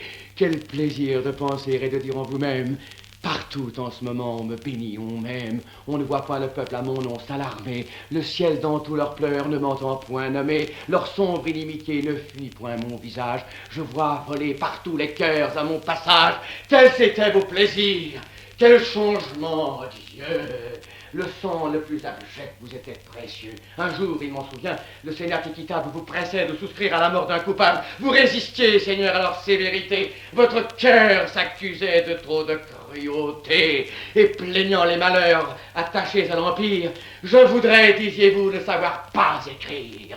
Non, ou vous me croirez, ou bien de ce malheur ma mort m'épargnera la vue et la douleur. On ne me verra point survivre à votre gloire. Si vous allez commettre une action aussi noire, me voilà prêt, Seigneur. Avant que de partir, faites percer ce cœur qui n'y peut consentir. Appelez les cruels qui vous l'ont inspiré, qu'ils viennent essayer leur main mal assurée. Mais je vois que mes pleurs touchent mon empereur. Je vois que sa vertu frémit de leur fureur. Ne perdez point de temps. Nommez-moi les perfides qui vous osent donner ces conseils parricides. Appelez votre frère. Oubliez dans ses bras. Ah, que me demandez-vous? Non, il ne vous hait pas, Seigneur. On le trahit, je sais son innocence. Je vous réponds pour lui de son obéissance. J'y cours. Je vais presser un entretien si tout. Dans mon appartement, qu'il m'attende avec vous. Seigneur, j'ai tout prévu pour une mort si juste. Le poison est tout prêt. La fameuse Locuste a redoublé pour moi ses soins officieux. Elle a fait expirer un esclave à mes yeux. Et le fer est moins prompt pour trancher une vie que le nouveau poison que sa main me confie. Narcisse, c'est assez. Je reconnais ce soin et ne souhaite pas que vous alliez plus loin. Quoi, pour Britannicus, votre haine affaiblie me défend? Oui, Narcisse. On nous réconcilie. Je me garderai bien de vous en détourner, Seigneur, mais il s'est vu tantôt emprisonné. Cette offense en son cœur sera longtemps nouvelle. Il n'est point de secret que le temps ne révèle. Il saura que ma main lui devait présenter un poison que votre ordre avait fait préparer. Les dieux de ce dessein puissent-ils le distraire? Mais peut-être il fera ce que vous n'osez faire. On répond de son cœur, et je vaincrai le mien. Et l'hymen de Junie en est-il le lien, Seigneur? Lui faites-vous encore ce sacrifice? C'est prendre trop de soin. Quoi qu'il en soit, Narcisse, je ne le compte plus parmi mes ennemis. Agrippine, Seigneur, se l'était bien promis. Elle a repris sur vous son souverain empire. Quoi donc? Qu'a-t-elle dit? Que voulez-vous dire? Elle s'en est assez vantée publiquement. De quoi? Qu'elle n'avait qu'à vous voir un moment, qu'à tout ce grand éclat, à ce courroux funeste, on verrait succéder un silence modeste, que vous-même, à la paix, souscririez le premier, heureux que sa bonté daignât tout oublier. Mais, Narcisse, dis-moi, que veux-tu que je fasse? Je n'ai que trop de pente à punir son audace. Et si je m'en croyais, ce triomphe indiscret serait bientôt suivi d'un éternel regret. Mais de tout l'univers, quel sera le langage? Sur les pas des tyrans veux-tu que je m'engage et que Rome, effaçant tant de titres d'honneur, me laisse pour tout nom celui d'empoisonneur? Ils mettront ma vengeance au rang des parricides. Et prenez-vous, Seigneur, leur caprice pour guide. Avez-vous prétendu qu'ils se tairaient toujours? Est-ce à vous de prêter l'oreille à leur discours? De vos propres désirs perdrez-vous la mémoire, et serez-vous le seul que vous n'oserez croire? Mais, Seigneur, les Romains ne vous sont pas connus. Non, non. Dans leurs discours, ils sont plus retenus. Tant de précautions affaiblit votre règne. Ils croiront en effet mériter qu'on les craigne. Au joug depuis longtemps, ils se sont façonnés. Ils adorent la main qui les tient enchaînés. Vous les verrez toujours ardentes à vous complaire, leur prompte servitude à fatiguer Tibère. Moi-même, revêtu d'un pouvoir emprunté que je reçus de Claude avec la liberté, j'ai 100 fois, dans le cours de ma gloire passée, tenté leur patience, et ne les point lassé. D'un empoisonnement, vous craignez la noirceur. Faites périr le frère, abandonnez la sœur. Rome, sur ses autels, prodiguant les victimes, fussent-ils innocents, leur trouvera les crimes.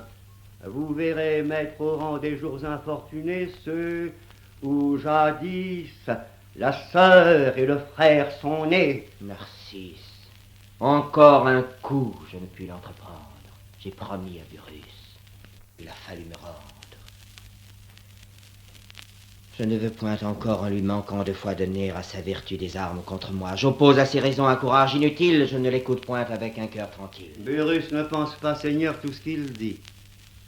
Son adroite vertu ménage son crédit, ou plutôt, ils n'ont tous qu'une même pensée. Ils verraient par ce coup leur puissance abaissée. Vous seriez libre alors, Seigneur, et devant vous, ces maîtres orgueilleux fléchiraient comme nous. Quoi donc? Ignorez-vous tout ce qu'ils osent dire? Néron, s'ils en sont crus, n'est point né pour l'Empire, il ne dit, il ne fait que ce qu'on lui prescrit. Burrus conduit son cœur, Sénèque son esprit. Pour toute ambition, pour vertu singulière, il excelle à conduire un char dans la carrière, à disputer des prix indignes de ses mains, à se donner lui-même en spectacle aux Romains, à venir prodiguer sa voix sur un théâtre, à réciter des chants qu'il veut qu'on idolâtre, tandis que des soldats de moments en moments vont arracher pour lui les applaudissements. Ah, ne voulez-vous pas les forcer à se taire? Viens, Narcisse. Allons voir ce que nous devons faire.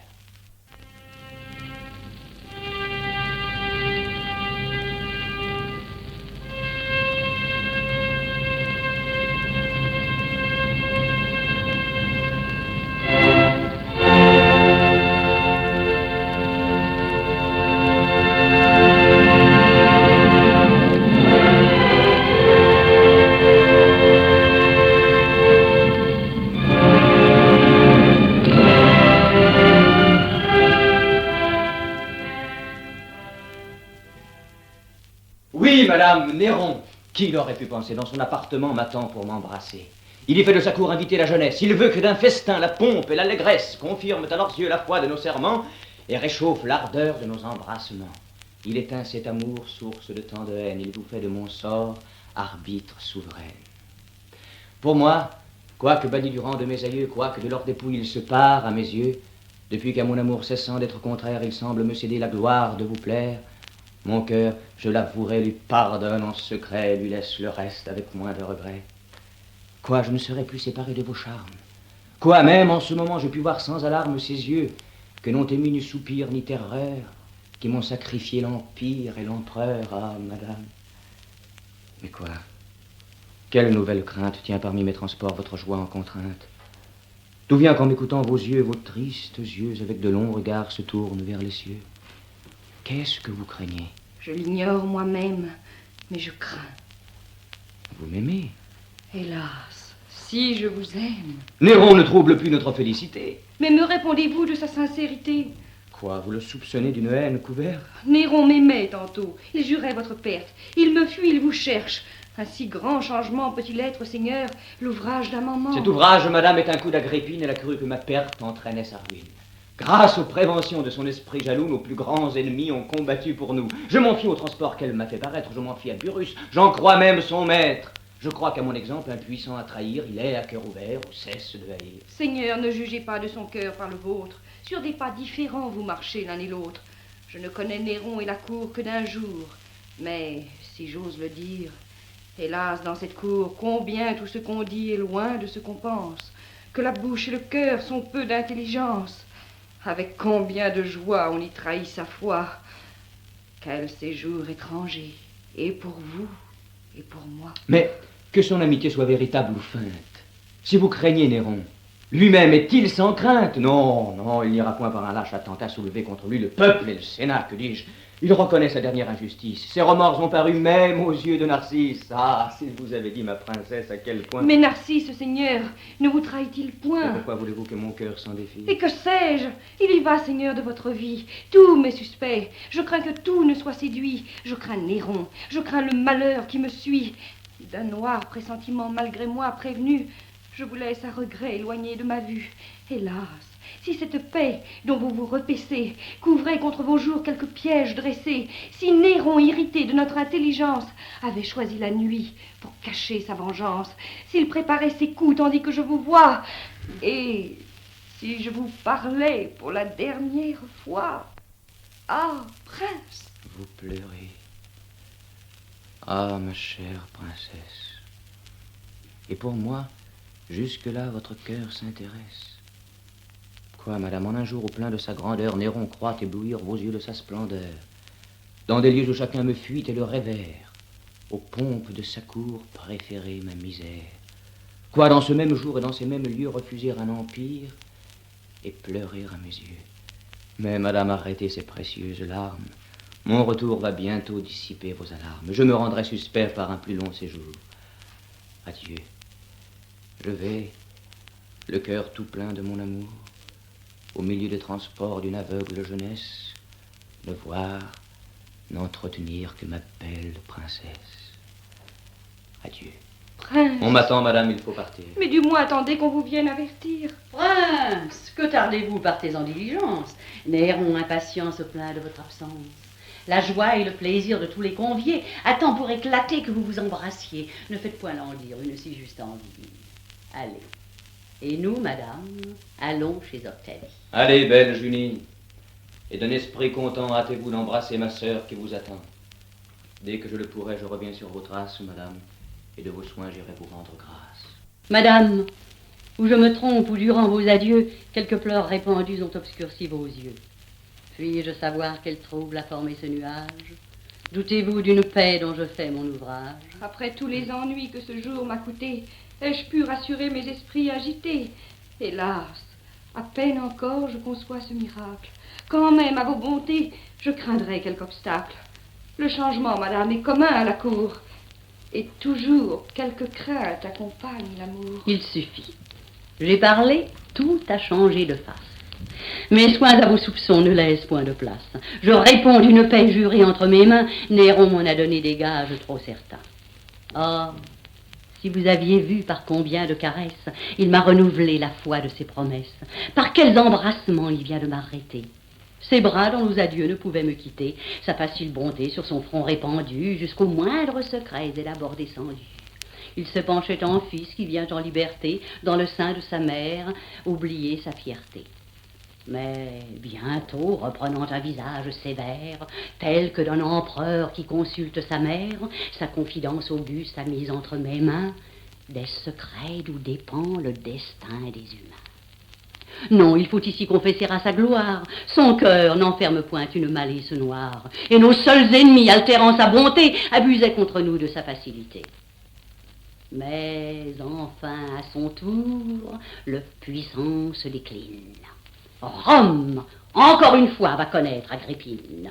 Déjà de ma faveur, on adore le bruit.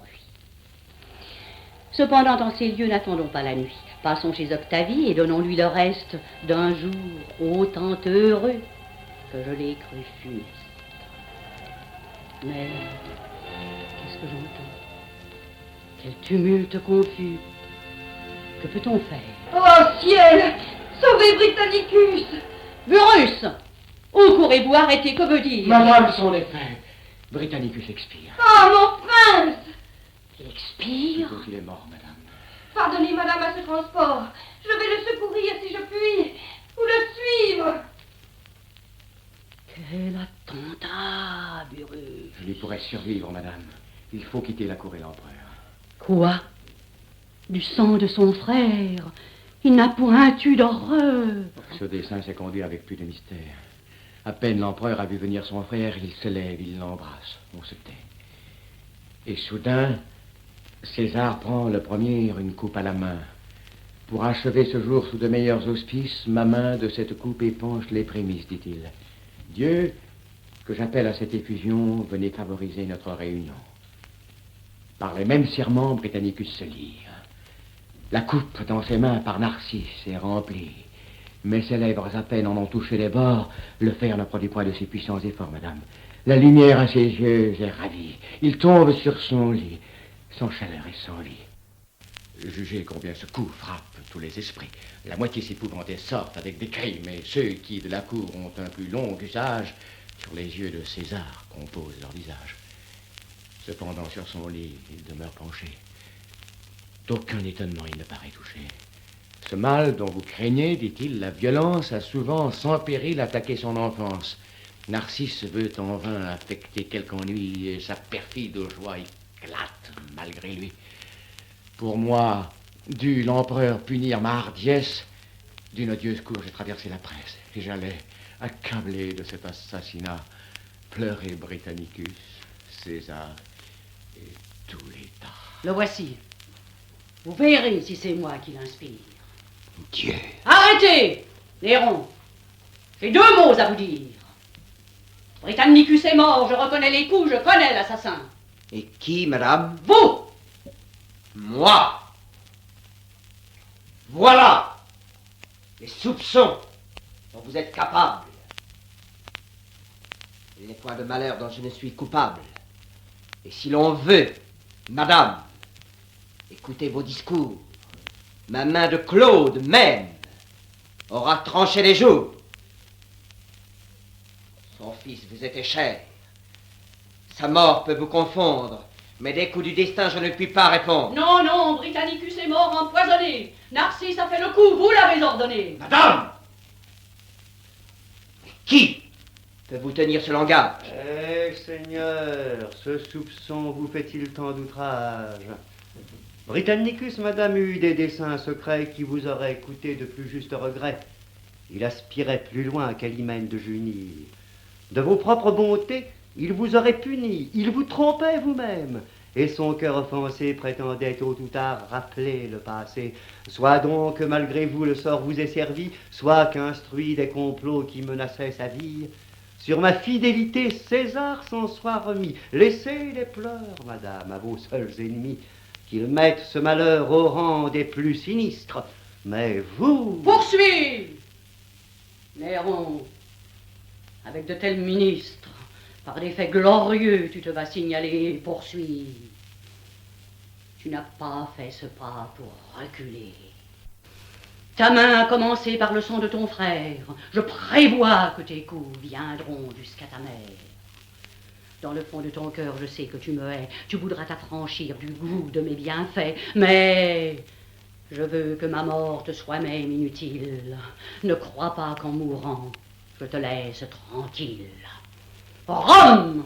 Ce ciel, ce jour que tu reçus de moi, partout, à tout moment, m'offriront devant toi. Tes remords te suivront comme autant de furie. Tu croiras les calmer par d'autres barbaries. Ta fureur s'irritant soi-même dans son cours, d'un sang toujours nouveau marquera tous tes jours. Mais j'espère qu'enfin le ciel, là de tes crimes, ajoutera ta perte à tant d'autres victimes. Qu'après t'être couvert de leur sang et du mien, tu te verras forcé de répandre le tien. Et ton nom paraîtra dans la race future, au plus cruel tyran, une cruelle injure. Voilà ce que mon cœur se présage de toi. Adieu.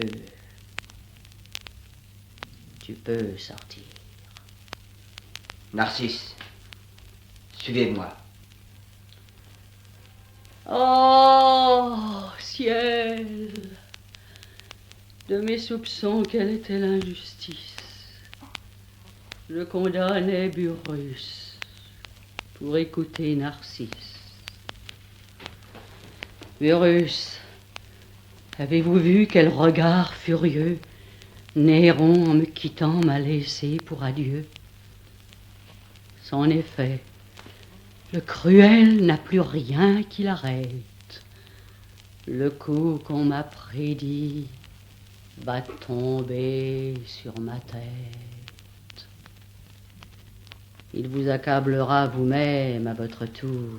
Ah, madame, pour moi j'ai vécu trop d'un jour.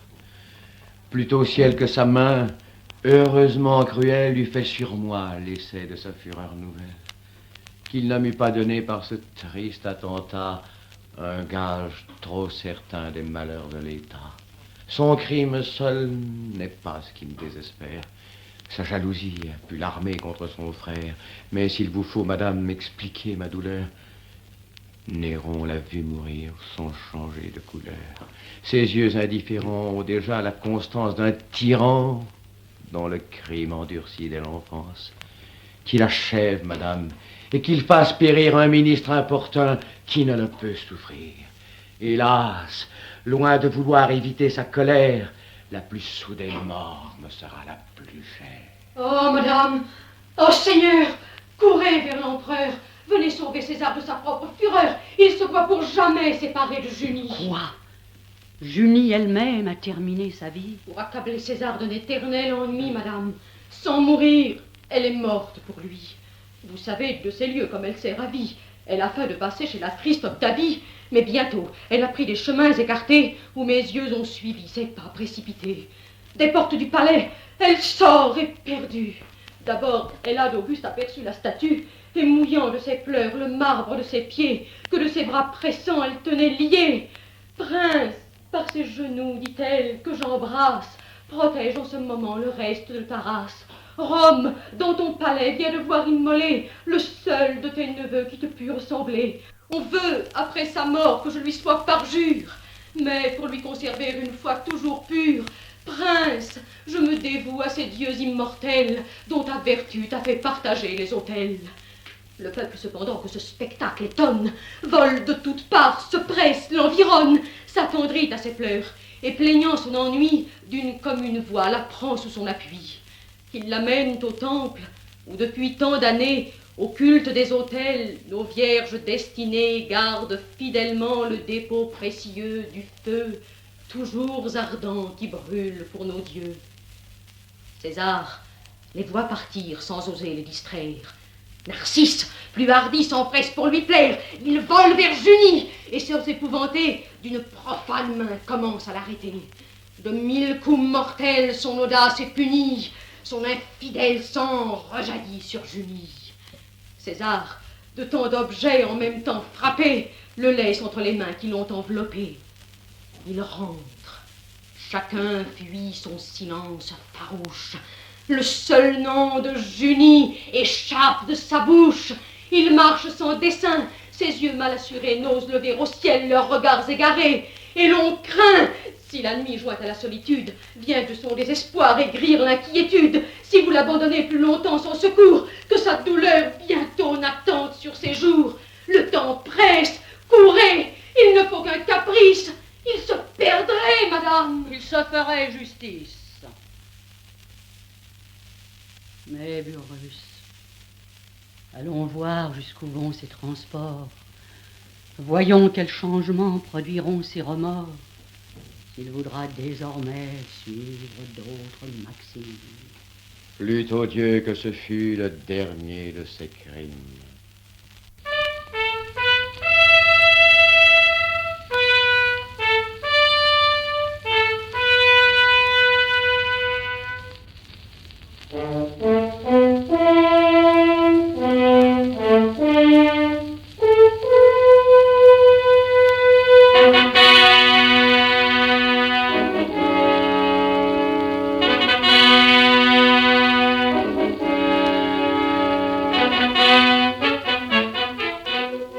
La radiodiffusion française vient de vous présenter Britannicus, tragédie en 5 actes de Racine, avec le concours de Jean Marais dans le rôle de Néron, Serge Reggiani Britannicus, Louis Arbessier Burrus, Henri Vermeil Narcisse, Josette Day Junie, Annie Gaillard Albine et Gabriel Dorzia dans le rôle d'Agrippine.